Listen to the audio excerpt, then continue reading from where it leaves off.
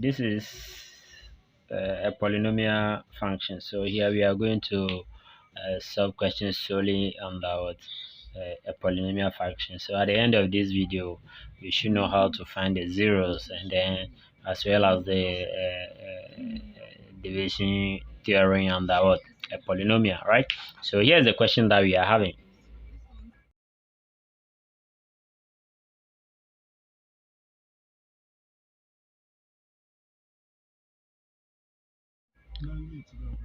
We are giving this to be the polynomial function, right? So you have ax squared plus this x and then plus b. So at the end of this video, you should find the values of these two variables. So you have a and b are constant, meaning that they are numbers that are attached to the x squared as well as this one is on its own, right? So these are the two numbers that we find at the end of the day. And the question further says that we have what x minus 2 is what a factor of this polynomial, right? It's about a factor. So one keyword you must understand here, the meaning of this way, right? So since we said that someone is a factor of this polynomial, you have to understand, you must understand this thing before you have to proceed. So what it means is that if I say that you are here, right? So you are here, you belong to this house, right? So you belong to this house. What it means that you are a member of the house. So this is the entire house that we are dealing, right? So this is the entire house, right? So if I say you belong to this house, what it means that you are a member of this house. Now, if you say someone is a factor of this polynomial, that is one thing you have to understand before you proceed. If you say x minus 2 is a factor, what it means here is that we have to solve this thing. So that's what the x minus 2 equal to 0. This implies that we have our x to be equal to 2, right? So you subtract or you out 2 to both sides of the equation. So you have your x to be equal to 2. That is what it means that for this one to be a factor. So you are going to plug or take this 2 and substitute that into what the polynomial function given to us. It must be equal to 0. That is the meaning. So in all, if I take this 2 and I plug that inside this machine, I must get equal to 0. Is that okay? So what I'm trying to say here is that let's say f of 2. So this is the function that we are having, right? That is what it means for this one to be what a function. Oh, sorry, a factor here, right? So if this one is a factor of this polynomial, what it means here is that you solve this one, you have your answer down, put that answer inside what the function here, the polynomial, and everything equal to 0 must be equal to 0. So here, what you have x, you are going to replace that by 2. So you have a, that is 2 squared, and then plus 6, and then 2 here, and then plus b. Everything must be equal to 0. Is that okay? That is the meaning of you being a factor of the polynomial function. So if you solve this one, you should have 4a, right? So plus 12, and then plus b. Everything must be equal to 0, right? So here you can solve this thing. Look at where we are heading towards. So we are heading towards someone by name of simultaneous, right? So you have 4a plus b. Everything is equal to negative 12. So you subtract both sides by 12, right? So we can name this one our equation 1. Is that okay? So based on the information we are given, that is what we are going to use to answer the question, right? That is the most important thing here. So because the only thing that we know here is that we are giving this to be the polynomial function, then we have that this is a factor. So if you are a factor, when I solve you and I plug you inside of this polynomial function, you must be equal to 0, right? That is the meaning of a factor of a polynomial. So this is just our first step based on information given to us. So the second part of the question says that it says that if this polynomial function, right? So this is the function that we are having, is being divided by what? By x minus what? X minus 1. You have the remainder, right? So you have the remainder to be what? To be 4, right? So that is what we are told. So if you divide this one by this, right? So you have the remainder to be 4. So this is just a simplicity. If you have 5 be divided by 2, right? So the answer here, if you say the answer is equal to 2, you have the remainder to be what? To be 1. Right? Is that okay? Because 2 can go, we can get how many 2's out of this 5? That is what 2 here, right? So this is a $5. So you can have the first 2 and then the second $2 out of the 5, and then the remainder will be 1. Is that okay? So in terms of what a polynomial function, we were told that if this x minus 1 being divided by what this polynomial function, we have the remainder to be equal to what? Equal to 4. So what it means here is that if you have to solve this one, so you have your x minus 1 that is equal to 0. So this implies that you have your x to be equal to 1. Is that okay? So if you have this answer to be equal to 1, when I plug this 1 inside of the polynomial function, I must get a remainder to be equal to 1, equal to 4 here, right? So that's the equal to 4 in this case, right? Okay, so just unlike the factor aspect here, if you a factor, when I plug the answer of the value of the x here inside this polynomial, I must get 0. That is a factor, the meaning of the factor. By being a remainder here, it means that when I solve the values of the x here, in this case, which is 1, and I plug this 1 inside of the polynomial function, I must get the remainder to be equal to 4, right?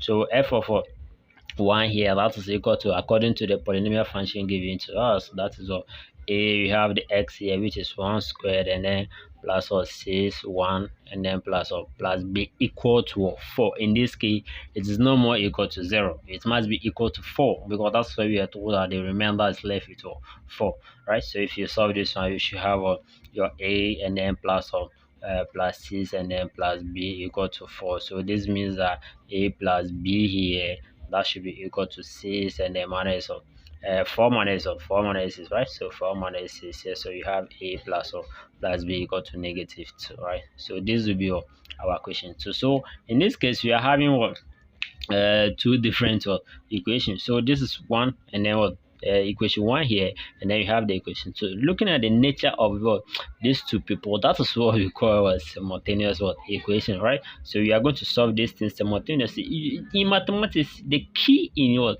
in what concrete, almost all the mathematics is to know the meaning of the term, right? So the meaning of the term, if you say someone is a factor of the polynomial, what does it mean?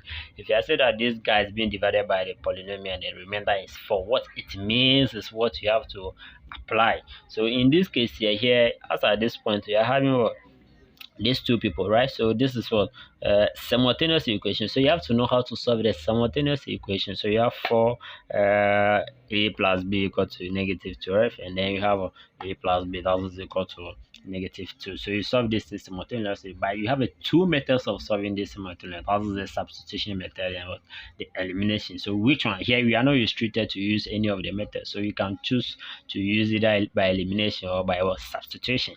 If you don't know how to solve this thing by any of the method, make sure that you comment down below. Once again, if you're enjoying this video, just don't forget to give us a thumbs up, subscribe to the channel, smash the like button, or share the link. We are having these two equations, right? So solving this simultaneously, according to my calculation, we have what a to be equal to -10/10, and then b that also equal to 4/3, right? So if you have a different answer, don't worry, let me reach me in the comment section below. Now the first part of the question has been solved. So we have the values of the a and b. So questions like this is how simple you solve this method. Just know the definition and then you apply it step by step. Okay, once you have the values of the a and b, what we are going to do that we will place that in what in our polynomial function. So whatever you see the a, we are going to put our a there. Just this guy is just a caretaker, right? So and then we replace the b as well. So replacing that, we have here to be what -10/3 x squared plus what 6x here, and then what plus what 4/3, right? So we are just replacing the a and b from this question. So here for fraction purpose here, you can turn this to be what so eliminating the fraction here, so the denominator here, so we are going to eliminate the guy at the down here. The reason why are we eliminating this, because the second part of the question says that you should find the zeros of the polynomial. So how do you determine the zeros of what exactly is the meaning of the zeros of a polynomial? So if you say someone is the zeros of here's the word, right? So the zeros of what a polynomial. So any zeros of what a polynomial, right? So what it means here is that if you have plugged that number inside the polynomial file, you get 0. That's very, very simple, right? So whatever answer that I will plug inside the polynomial function, I will get 0. So I have a full lesson on this thing, so make sure that you subscribe to or check the playlist on what. I will leave this link in the description below, so try and check that, right? So here, if you say that something is a zero of what polynomial, what it means, that's very simple. So if you have any function that is so s plus 1, right? So finding the zeros of this polynomial, it means that any number that I will replace this x by, this guy has to go to 0. So in summary, this one, you have your s to be equal to -1. So what it means that if you have plugged this -1 inside this function here, I'll get 0. So of course, that's -1 plus 1 equal to 0. So we say that this -1 is the zeros of this polynomial, right? So back to our question. So how do you determine this is a quadratic, right? So this is a quadratic. So you have to solve this quadratic. That is just a name since the highest part of the x here is 2, right? So this is what a quadratic. So you have to solve the quadratic and find the zeros of this polynomial. So the first step here is to multiply everywhere by 1 by 3. So if you multiply everywhere by 3, you should have here should be this 3 will go away, right? So this 3 goes away. So you have a negative for x squared and then plus what here it tends to be 18 because you are multiplying everything what by 3, right? So this is what I mean here. So you have a negative 10 over 3 x square multiplied by 3 plus what 6x multiplied by 3, and then finally 4 on 3 multiplied by 3, right? So this one goes away and then this one also goes away. So we are left with a negative 10x squared and then plus 18s, right? So you multiply this one by this and then here it should be a plus 4, right? So everything here, this is the quadratic that we are having. Now you have to know how to solve the quadratic. So if you don't know that, that's also why you need to subscribe to the channel to have something like this. So this is the quadratic. Remember, in quadratic you have to make sure that the sign here, the signs of what the x squared here, right, this sign here can be positive. So whichever way, someone can decide to equate this one to 0. Whichever method you want to use is accepted. All that we need here is that you solve this thing correctly, right? So in solving this quadratic, you may choose to leave it like that and proceed. Is that okay? Or maybe another person can decide to send everything to the right hand side and to ignore this negative, right? Nobody cares about the other matters here. That you know the method that we have almost 3 ways of solving the quadratic equation. That is by the factorization method, almighty formula, which is the quadratic formula, as well as completing of the square. So whichever method that you want to use, but here solely you can use a factorization method here, since you are going to find the zeros, right? So I advise you to use the factorization method in this thing. Now look at something. What happens here is that we can reduce this equation down, right? So you can reduce everything here by 2 because you can see this guy can be divided by 2, this guy also can be divided by 2, as well as this one also can divide. So make the equation very well simple for simplicity. So we have divide here by 2, divide here by 2, and then divide here by 2. So you should have a negative 10 sorry, yeah, so here should be negative 5 of x squared and then plus 9x, right? And then plus 2, everything equal to 0. Is that okay? So here we have your negative negative 5x squared plus 9s plus 2, everything equal to 0. Is that okay? So this is what we are having, right? So this is what you should know how to solve this quadratic equation by what a factorization method. So if you solve this thing by what a factor, if you don't know this thing, check our playlist on how to do that, right? So if you solve this thing by a factorization method, you are going to get.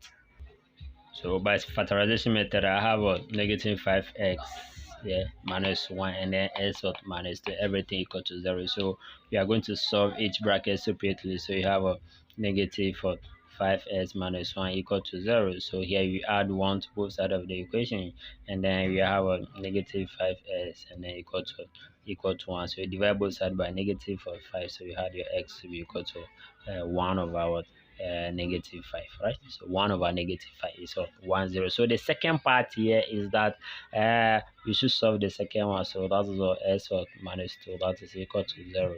This means that our s is equal to 2 by adding 2 to the both side of the equation, right?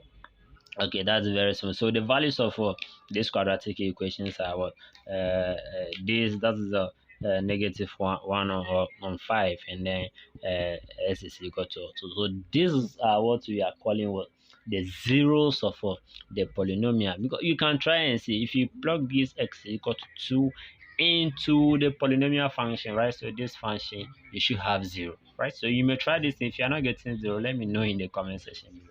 Or if you plug what negative 1 on 5 into what this polynomial function, you should have 0. So that is why we are saying that the zeros of these two guys are the zeros of the polynomial. So these are the zeros of the polynomial function. If you get some values of out of this video, make sure that you subscribe to the channel, give us a thumbs up, right, and comment down below if you have any issue.